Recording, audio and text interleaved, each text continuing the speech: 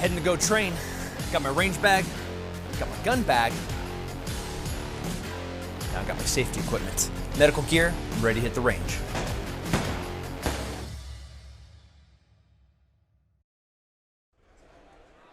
Hey folks, welcome back.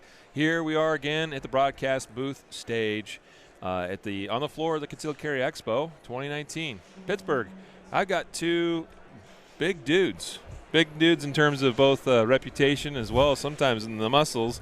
I've got here Don Gulla of a wrestling and also Gary Drake from Raider Tactical, two fantastic, fine instructors. They've been putting on some seminars and training courses here at the Expo this weekend. I've been hearing good reports from people that have been through those classes. You guys, you're real big on, obviously, I mean, you're experts in concealed carry, right? You're real big on hand-to-hand skills, which is really important as well.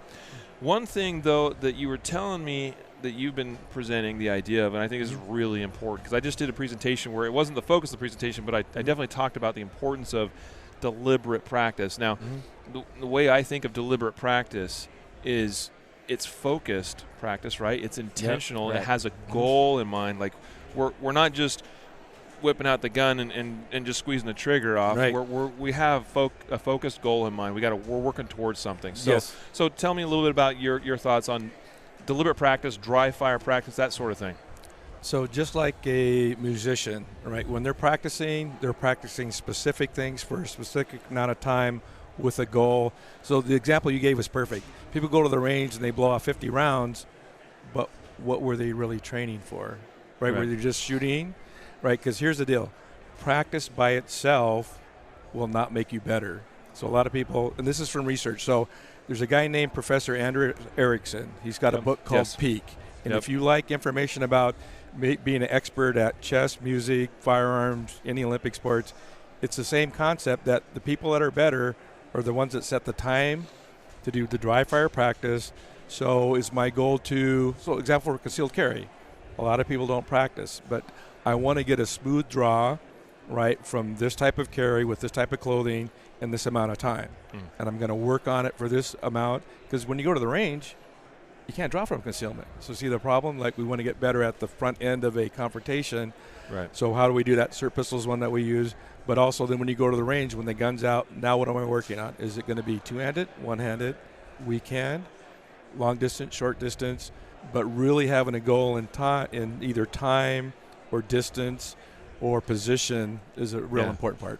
Yeah. And sometimes people put so much into, they try to make this big thing. So you got they try to make everything like this tactical or this, it all has to be this real world situation. And sometimes a drill is just a drill. Yep. Right. Sometimes if I want to get smooth at my draw, I just maybe want to work at my pull to my draw, and instead of adding all this stuff in there. And so they try to add 5 or 6 concepts into one movement, and they're not good at any of them. I shouldn't say not good, but that how you get better at my draw is really just working that draw, right? So being real deliberate in what I'm working on at that point there, and that's one of the things is sometimes a drill is just a drill. I mean, that's all it is. I'm trying to, get my shirt out of the way. I'm trying to get my good grip, right? I'm trying to get, and so it's breaking that down, being real deliberate at this is what I want to get at today. Yep. I know that, I know that there's this whole world out there where we're our ultimate goal, but today I'm going to work on, for instance, coming from concealment to my first shot. Yep. If I've started off at 2 seconds on this, I want to get down to 1.5, Yep. So those kind of things we look at, because people just try to add all these different things into it, and then it just becomes, they're not good at any of them. Right. So how do we get good at this? I get really good at this block, and then I add this other piece to it, and then I start working that piece to it. Now I add those two together. So so it's really sometimes like Don always says, sometimes that deliberate practice is not the fun part. Yeah. It's work. Yeah. It should. Right? In fact, that's one of the tenets from what Andrew says is that deliberate practice should not be fun, right? That it should be uncomfortable. And so, like, if you're shooting at a certain pace, certain distance, how can you push yourself better? It's like if you go to the gym and you lift the same amount of weight for the same amount of rep for a year, you get less fit. So you either have to increase the reps or the weight, and it's not fun. So when you go to the gym and you go like, oh, I'm going to do bench, I like bench. But are you working on your weaknesses? Like get on the calf machine, go on the legs. That's the stuff that people usually avoid. So am I really bad at one-handed shooting? Let's work on that. So sometimes, the other thing that you really need is some expert behind the scenes to coach you a little bit, because you can go out and think you're doing everything right, but if you're doing deliberate practice wrong, you just get better at doing it wrong. So having that coach, a good firearms instructor, to go like, you're doing well right here, but you might try this to make it better. You need a feedback loop somewhere. Yep, feedback loop. Whether that's an instructor, like you say, or even some. I mean, once you start to understand the basics, the fundamentals, the pieces, the right way of doing things, because usually you've attended a course with a respected instructor, or you've worked directly with somebody one-on-one. Once you understand the core principles, you can also give yourself some feedback loop. Right. I love using video. I think that's what you're pointing at. Yeah, the video there, coach's eye, stuff like that, where you can really see, what's going on there. I mean, that feedback piece is huge, and that was part of one reason why the cert gun was kind of created too, was in that piece of that dry practice, we can look really nice and smooth, but we weren't seeing where that bullet was actually going. Right. So it's kind of like me just going back here and, shooting like a free throw, but, no hoop or anything. So I could look really good, really smooth. And obviously people tell I'm a huge basketball player, so, but that's the more same like thing. Middle linebacker.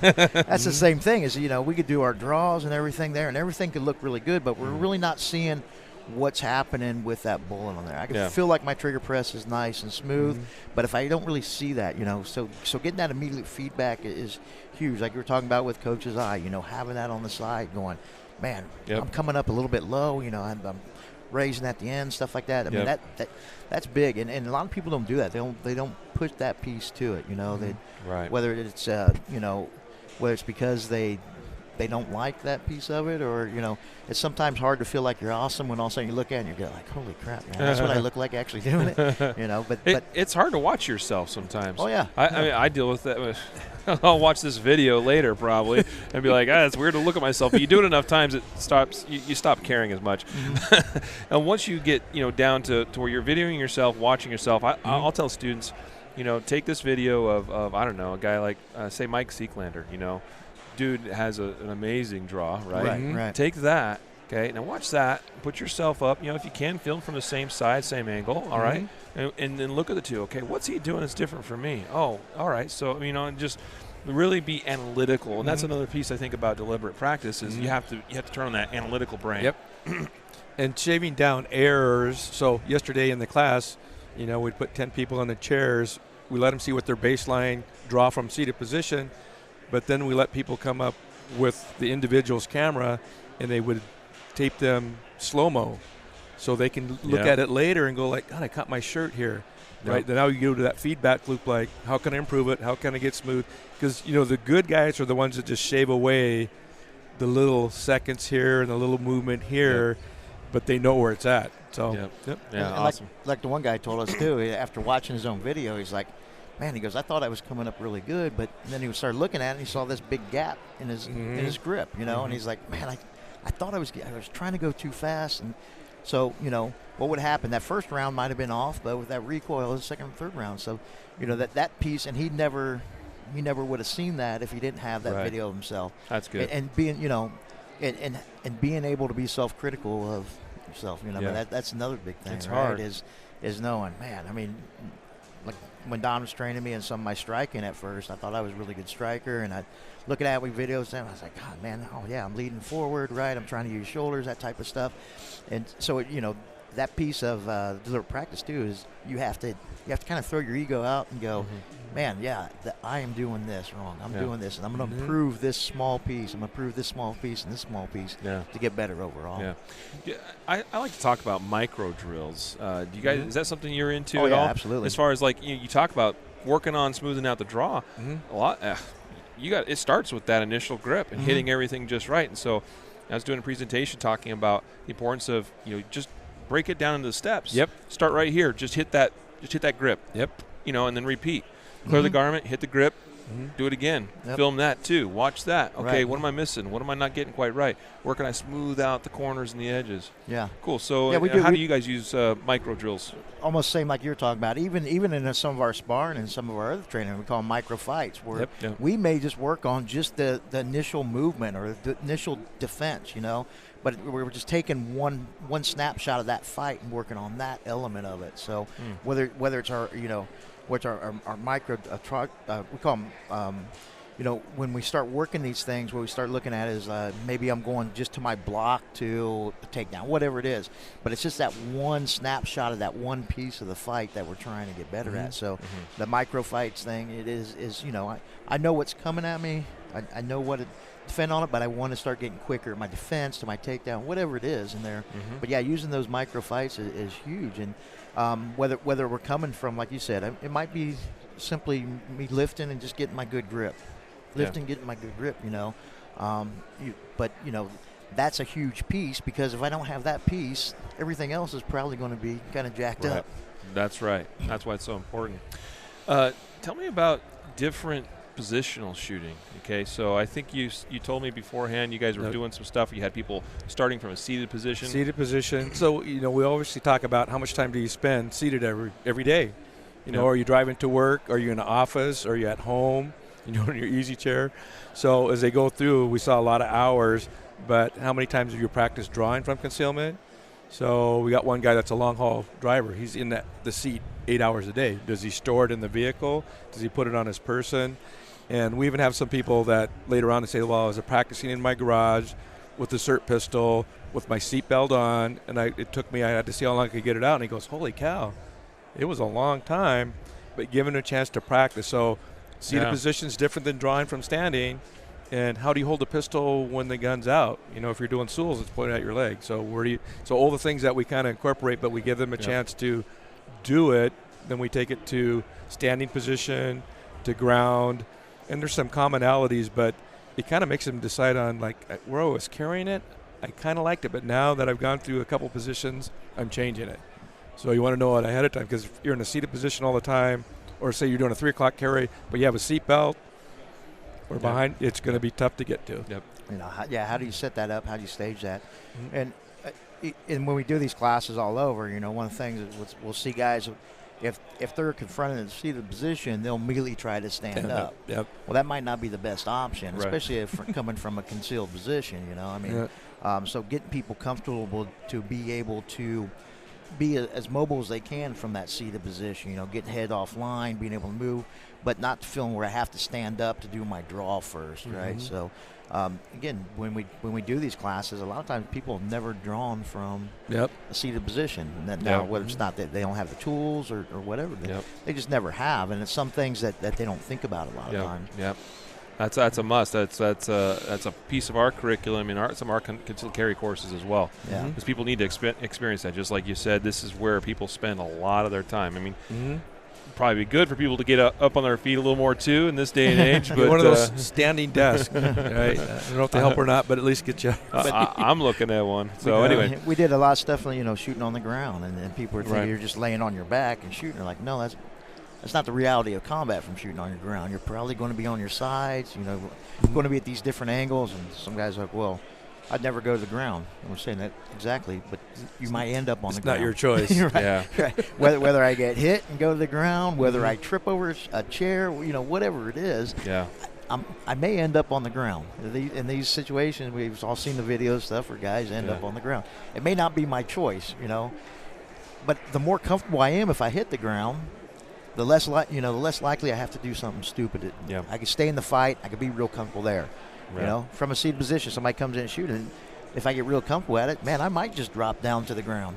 Now that person might think, oh man, he got hit, and just bypass me, and I can come up and hit. But so a lot of these, when we're talking about some of these other positions, it's not the standard. Well, you would put yourself in this position. These are positions you may have just found yourself in. And again, learning how to use and shoot from these various positions also, again, requires deliberate practice. Correct. Right. So here's a question. I'm going to throw at you, Don. Okay. How does one begin to put together a training plan that is going to, have good, clear goals and progress points, that identified. How does one begin to put together a training plan that's going to work for them as far as accomplishing deliberate practice? So if you can find someone to help you with where you want to go, like maybe do assessment at where you're at, but in the old days it would be pen to paper. Now it could be either an app or something where you're doing digitally. It's like people, if you document what you're doing at the gym, where's my goal, what am I doing, what's my times, if I'm running, but because it kind of keeps you on schedule.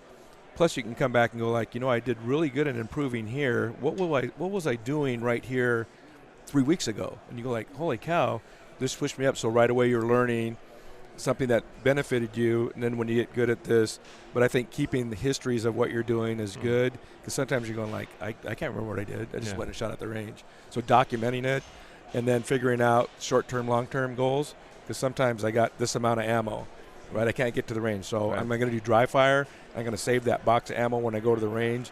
So then I've done this at home. Now I'm going to go to the range, see if it works.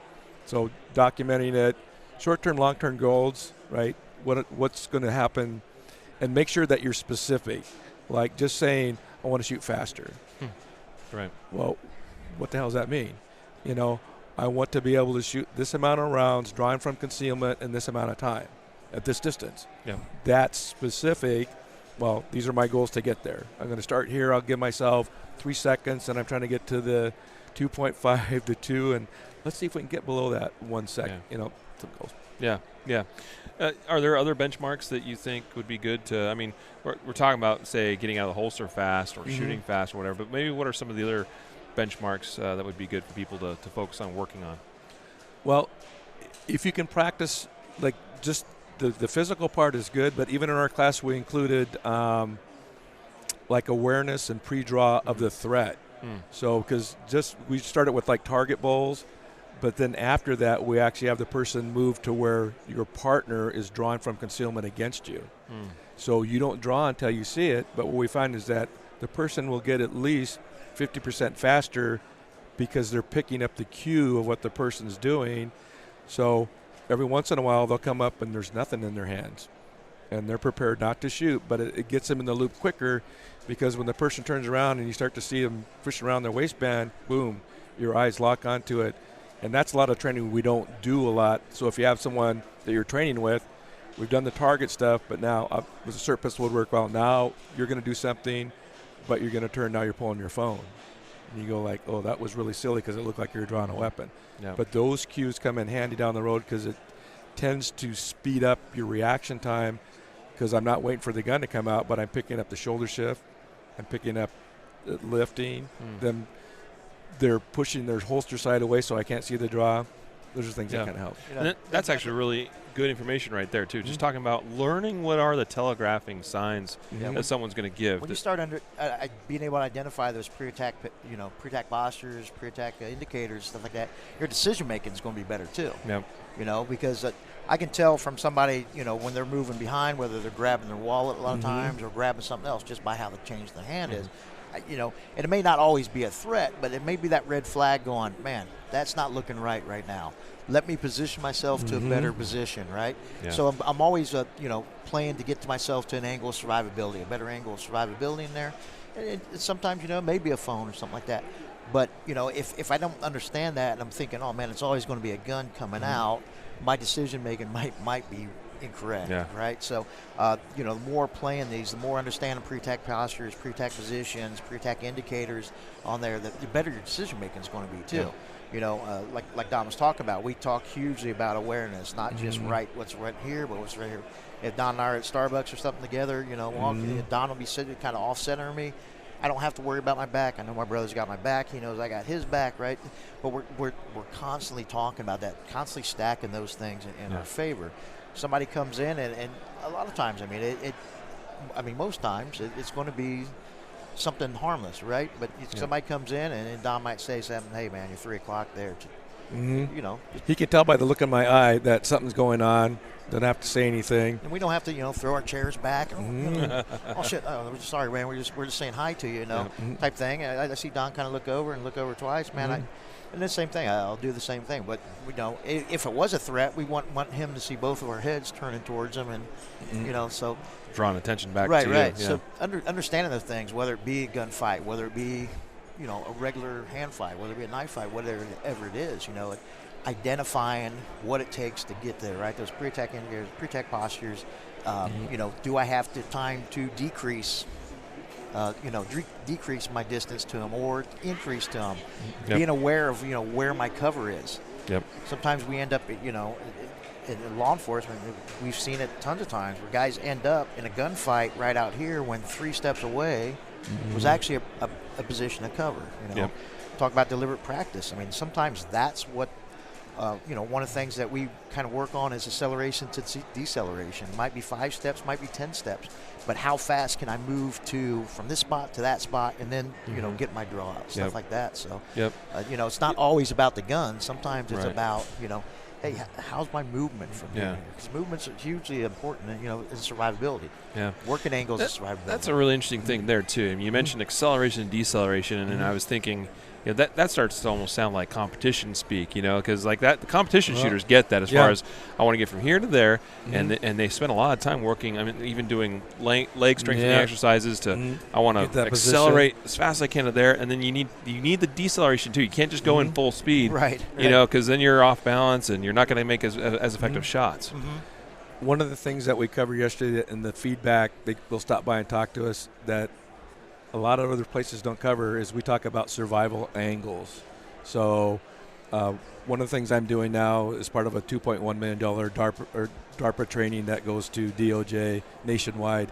And so the survival angles is where we tell them wherever you place yourself in the confrontation is either going to increase or decrease your chance of survival. And until we have someone draw on them, they don't understand it.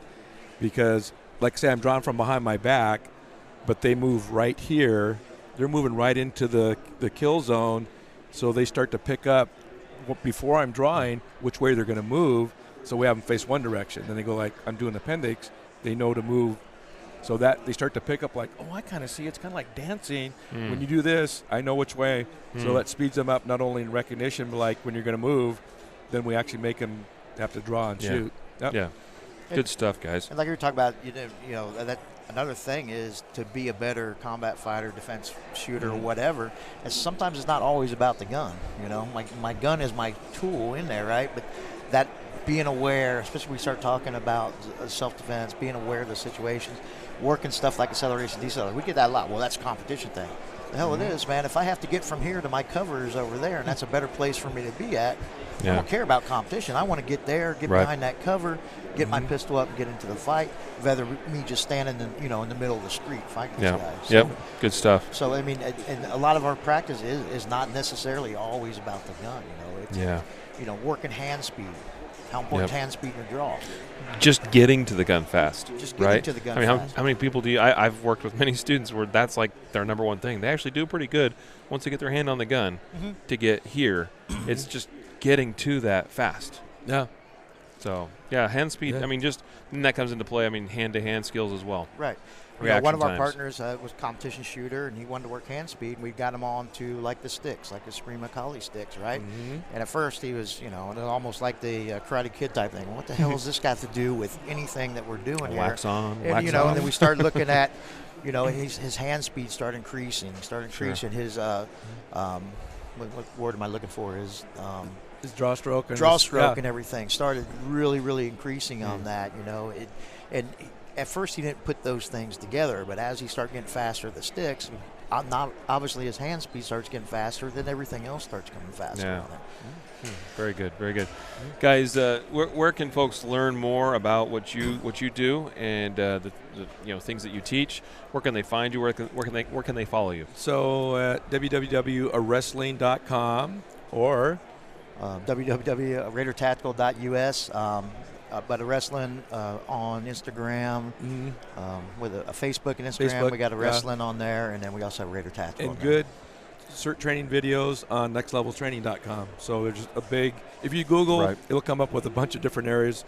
Find what you're looking for. There's actually some pretty good stuff for deliberate practice, like micro drills, how to set up training safely if you're going to do like practicing at home, seated position. So a lot of videos out there.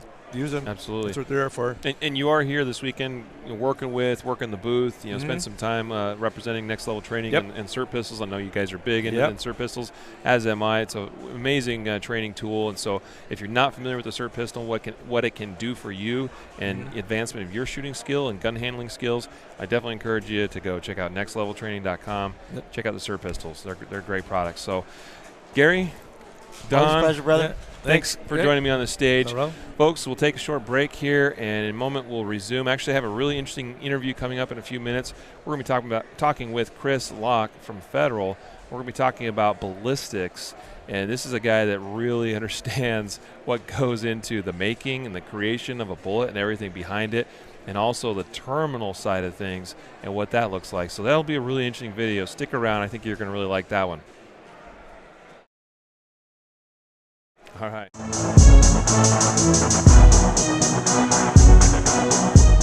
Even if they are a suspected stranger, it wouldn't be the first time that someone, under their duty of their job, has come into a home and victimized and criminalized a homeowner.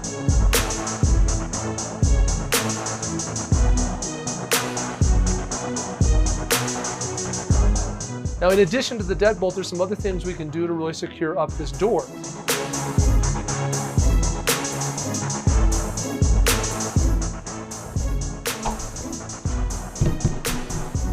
Open the door. Yep, just a minute.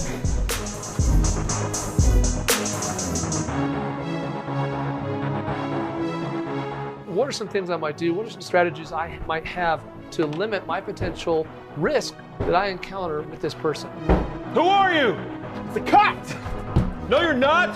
Don't come in. I'm armed.